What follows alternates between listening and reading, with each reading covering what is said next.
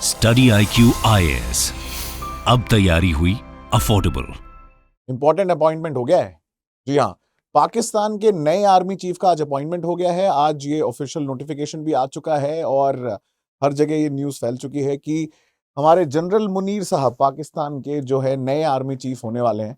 और इंटरेस्टिंग बात यह है कि ये ISI के भी चीफ हैं इस समय, इंटर सर्विसेज इंटेलिजेंस, जो खुफिया एजेंसी है पाकिस्तान की, बड़ी कह सकते हो आप फेमस है अपने कारनामों की वजह से। उनके चीफ को अपॉइंट किया गया है as the next army chief after Bajwa साहब। तो हम इसकी इम्प्लीकेशंस के बारे में आज बात करेंगे कि इसका इंडियन अगर हम देखें डिप्लोमेटिक सर्कल्स में इसको कैसे लिया जा रहा है और इंटरनेशनल लेवल पे इसका क्या इम्प्लीकेशन होगा। थोड़ा बैकग्राउंड समझने की कोशिश करेंगे असीम मुनीर जी की, जो कि होने वाले हैं अगले पाकिस्तान आर्मी चीफ।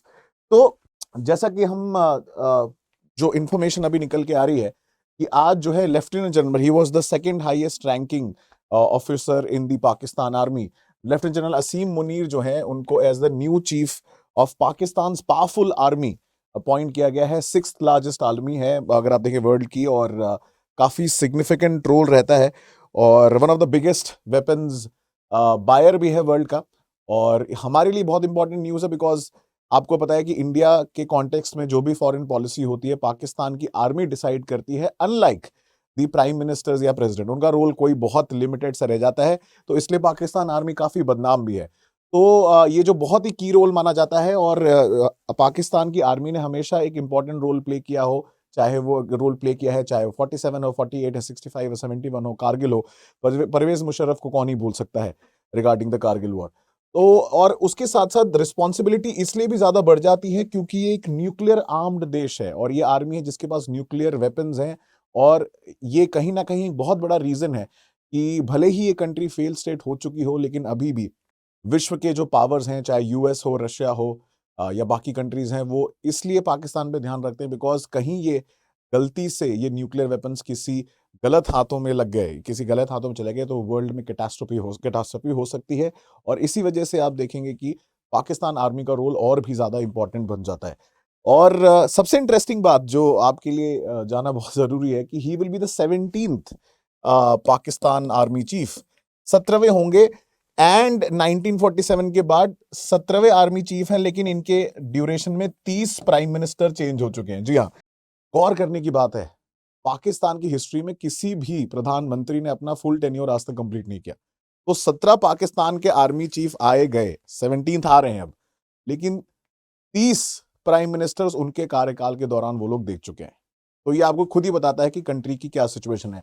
तो आगे इसके बारे में बात करेंगे, बट अगर आप मेरे साथ 30 नवंबर सुबह 8 बजे से जुड़ना चाहते हैं लाइव फाउंडेशन बैच 9 में, तो फटाफट वेट किस बात का कर रहे हैं, सब्सक्रिप्शन ले लीजिए। 18,999 में मिल जाएगा।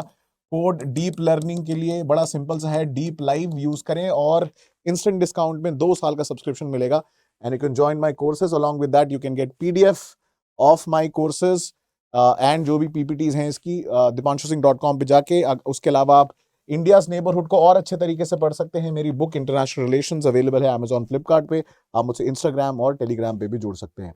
तो coming back to the Pakistan army chief, अब इनकी ना हिस्ट्री थोड़ी पुराने प्राइम मिनिस्टर के साथ अच्छी नहीं रही है। जो इमरान खान थे उन्होंने इनको एक्चुअली में हटा दिया था, तो बाजवा के डायरेक्ट कमांड में ये रह चुके हैं। एंड जनरली आप देखेंगे इनकी पोस्टिंग रही है नॉर्दर्न एरियाज में, जहां पे अफगानिस्तान पाकिस्तान बॉर्डर रहा है या चाइना का बॉर्डर रहा है या इंडिया के बॉर्डर्स पे इनकी पोस्टिंग रही। तो इसलिए इंडियन मिलिट्री महकमे में इनका अपॉइंटमेंट जो है सिग्निफिकेंट हो जाता है, क्योंकि ये इंडियन बॉर्डर्स पे भी पोस्टेड रह चुके हैं and he is the ISI chief, inter services intelligence के चीफ हैं।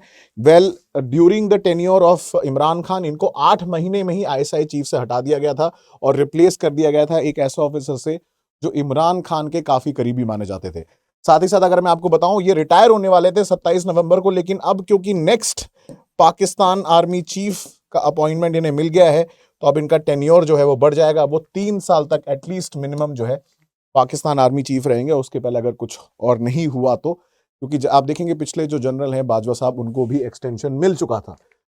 तो पाकिस्तान की जो मिलिट्री है, आर्मी है, एक्चुअली यहाँ पे ना थोड़ा डिवीजन अलग है। अगर आप देखें हमारे यहाँ आर्मी है, नेवी है, एयरफोर्स है, यहाँ पे जो पाकिस्तान मिलिट्री उसमें तीनों विंग्स आ जाती हैं। तो जो भी आर्मी चीफ होता है, चीफ ऑफ स्टाफ बोला जाता है उनको, ये जो होते हैं वो चीफ ऑफ आर्मी स्टाफ यहाँ पे तीनों विंग्स को कंट्रोल करते हैं, चाहे वो आर्मी हो, नेवी हो या एयरफोर्स हो।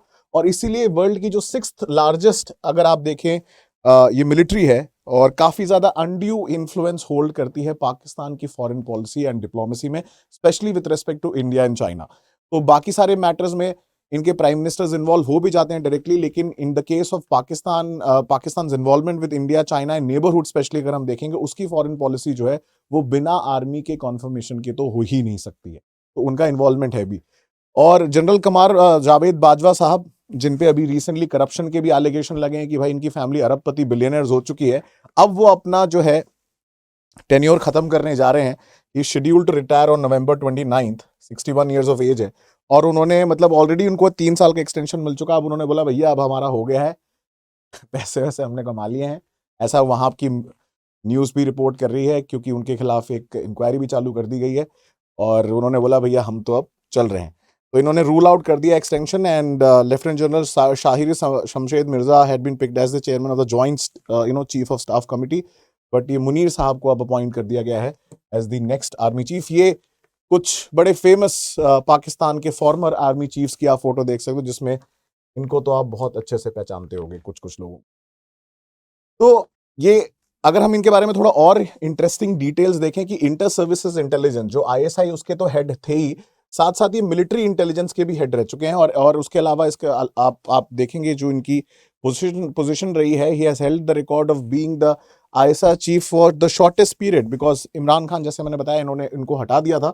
एंड उसके साथ साथ अगर आप देखेंगे ये करंट जो इनकी पोस्टिंग थी वो थी as the quartermaster general, जिनका काम होता है जनरली जो मिलिट्री सप्लाई यूनिट, मतलब इतना कोई सिग्निफिकेंट रोल नहीं माना जाता, ठीक है, उसके इंचार्ज थे। बट आईएसआई को हेड कर रहे थे। जो आईएसआई का हेड होता है जनरली ये देखा जाता है वो नेक्स्ट आर्मी चीफ पाकिस्तान का जरूर बनता है। तो आईएसआई को हेड करना अपने आप में भी बहुत इंपॉर्टेंट चीज है। और इनको 4 स्टार जनरल का रैंक दिया गया है।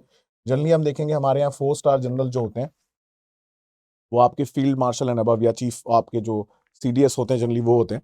तो इवन बाजवा साहब को भी जो है बाजवा जी को भी 4 स्टार जनरल का रैंक दिया गया था, इनको भी 4 स्टार जनरल का रैंक दिया जाएगा। एंड ये मुनीर जो हैं ये सर्विस में आए थे थ्रू ऑफिसर्स ट्रेनिंग स्कूल इन मांगला इन पाकिस्तान। तो टास्क इनके लिए इतना आसान नहीं रहने वाला है, इनके लिए थोड़ा जो है डिफिकल्टी रहेगी मुनीर साहब के लिए। क्यों? क्योंकि भले ही वो ऐसे बॉर्डर्स पे पोस्टेड रह चुके हैं, चाहे वो पाकिस्तान के इंडिया के साथ बॉर्डर हो और अफगानिस्तान के साथ तालिबान के टाइम पे जो बॉर्डर के इश्यूज थे वो हो, अभी चमन बॉर्डर का इशू आया था, हमने डिस्कस भी किया था। बट सबसे बड़ी प्रॉब्लम इनके लिए होगी जो है बलूचिस्तान को हैंडल करना।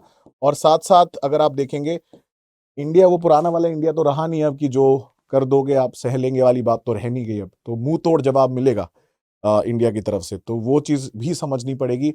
और हो सकता है क्योंकि पिछले बाजवा साहब के टाइम पे भी थोड़ी बहुत ऐसी न्यूज़ आई थी कि वो चाह रहे हैं कि इंडिया के साथ बेहतर रिश्ते बने, बट कहीं ना कहीं क्या होता है कि जो सिविलियन गवर्नमेंट है वहाँ की और आर्मी के बीच में ना एक समन्वय नहीं बन पाता, सिनर्जी नहीं बन पाती। तो हो सकता है शायद ये कोशिश करें, but it's really futile to think about that. But हम तो कोशिश करेंगे ही।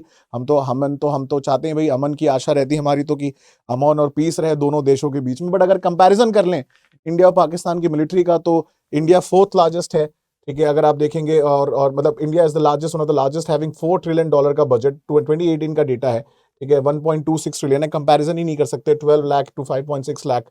बैटल टैंक्स का कंपैरिजन हो, सबमरीन का कंपैरिजन हो, एयरफोर्स का हो, ये बहुत ज्यादा अब तो आप देखो मतलब मिलिट्री एज इंडिया का ऊपर हो चुका है इन टर्म्स ऑफ पाकिस्तान। एक दौर था 65 के पहले जब पाकिस्तान की military was a little above us in terms of equipment only, not in terms of man power या कैपेबिलिटीज। अब तो खैर मैच ही नहीं कर सकती। एक ही चीज थोड़ी बहुत इनके पास ज्यादा है, वो है छोटे छोटे small and tactical nuclear warheads. उसकी हमें जरूरत पड़ती नहीं क्योंकि हमारी नो फर्स्ट यूज पॉलिसी है। और फिर जब बात ऐसी आई जाएगी कि भाई न्यूक्लियर वेपन छोटा सा यूज कर दिया उन्होंने, तो फिर तो भाई टोटल एनाइलेशन वाली बात है। खैर वो सब बातें बात की हैं, ऐसा कुछ वी होप कि नहीं होगा, because that is the end of the world then. So thank you so much everyone for tuning in, and let's hope for the best. And मतलब हम यही कोशिश कर सकते हैं, अपील कर सकते हैं कि इंडिया पाकिस्तान के रिलेशन और सुधरेंगे, बिकॉज रोल इंपॉर्टेंट है नेबरहुड में। शांति अगर चाहिए, डेवलपमेंट चाहिए, तो पाकिस्तान का इन्वॉल्वमेंट भी जरूरी है। और मैं आपको मिलता रहूंगा नेक्स्ट वीडियो में। Till next time, thank you so much दोस्तों, एंड जय हिंद। स्टडी IQ IAS, अब तैयारी हुई अफोर्डेबल।